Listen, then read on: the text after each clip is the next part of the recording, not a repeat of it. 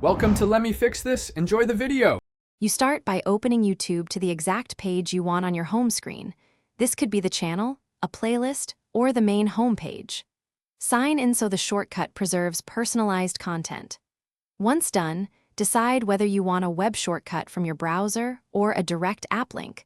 Web shortcuts are lightweight and update like a bookmark, while app shortcuts open the native app and support notifications. Now move to the browser's share or menu.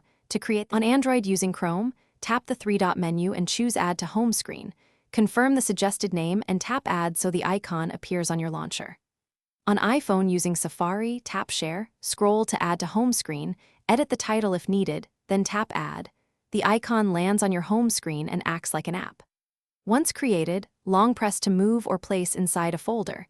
This makes retrieval faster and keeps your layout tidy. Finally, tap the new icon to test it.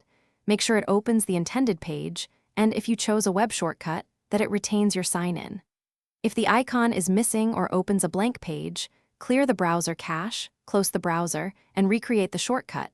This fixes most stale data issues. If you need full app features like downloads or background play, install or update the YouTube app and pin the official app icon to your home screen instead.